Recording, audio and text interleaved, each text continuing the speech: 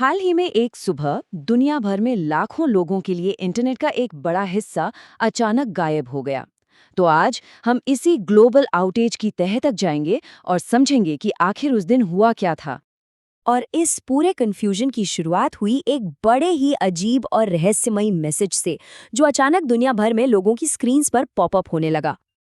अब देखिए, ये कोई नॉर्मल एरर नहीं था, ये अपने आप में एक पहेली थी।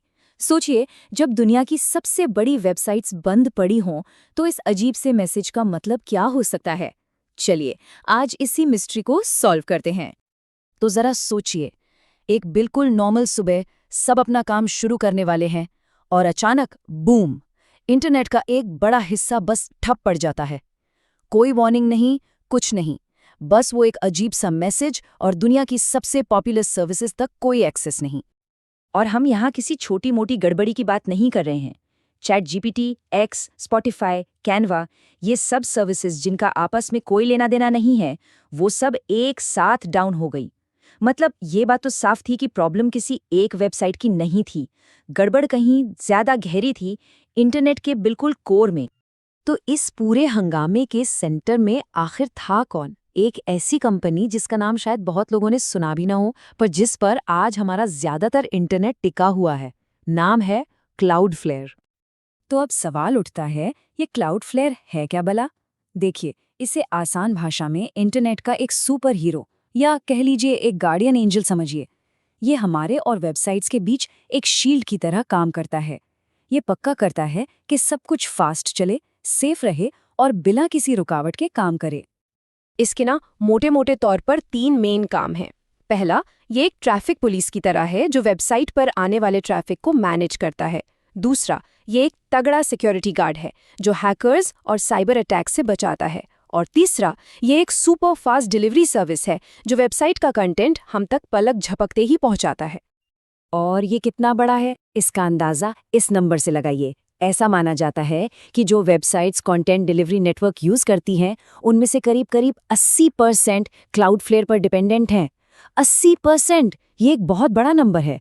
और यही वजह है कि जब क्लाउडफ्लेयर को जरा सी भी छींक आती है ना, तो पूरे इंटरनेट को जुकाम हो जाता है। ओके, तो अब ये तो समझ आ गया कि क्लाउडफ्लेयर क्या है और कितना ज़रूरी है। अब वापस चलते हैं उस अजीब से एरर मैसेज पर। उस मैसेज में एक शब्द था चैलेंज। तो आखिर ये चैलेंज क्या चीज़ थी जिसने सब कुछ रोक दिया? देखिए, क्लाउडफ्लेयर का जो चैलेंज सिस्टम है, वो असल में एक डिजिटल बाउंसर की तरह है। इसका काम क्या है? असली यूजर्स को अंदर आने देना और जो खतरनाक बॉट्स हैं, उन्हें बाहर रखना। सिंपल। लेकिन उस दिन हुआ ये कि इस बाउंसर का ही दिमाग घूम गया। इसमें कुछ खराबी आ गई और ये अपने पराये में फर्क ही नहीं कर पाया। नतीजा, इसने सबके लिए दरवाजा बंद कर दिया। मतलब मजे की बात यह है कि प्रॉब्लम चैट जीपीटी या एक्स में थी ही नहीं। वो वेबसाइट्स तो बिल्कुल ठीक चल रही थीं। प्रॉब्लम थी उन तक पहुंचने वाले दरवाजे में।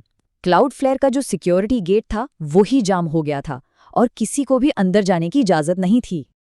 और बस, इस एक छोटी से गड़बड़ी ने एक ऐसा डोमिनो इफेक्ट शुरू किया जिसने पूरी दुनिया के इंटरनेट में खलबली मचा दी।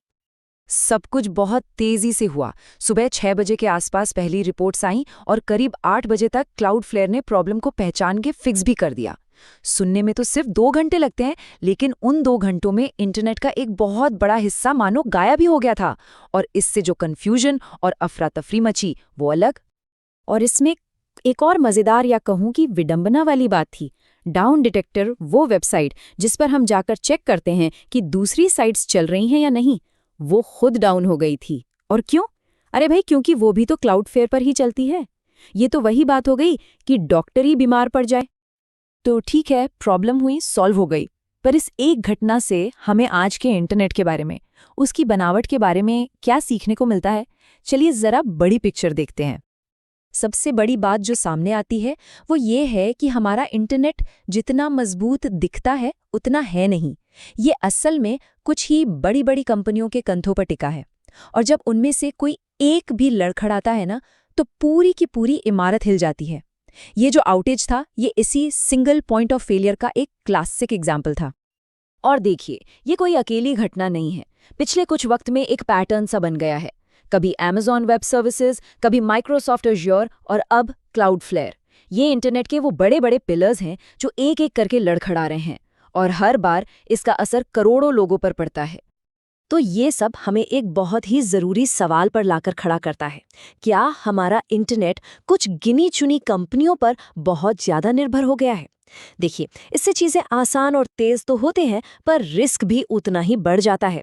इस आउटेज ने हमें सिर्फ एक झलक दिखाई है कि जब इनमें से कोई एक कंपनी भी लड़खड़ाती है तो क्या हो सकता है।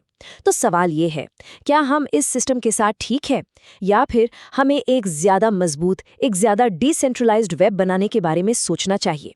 ये एक ऐसा सवाल है जिसका जवाब हम सबको मिलकर खोजना होगा।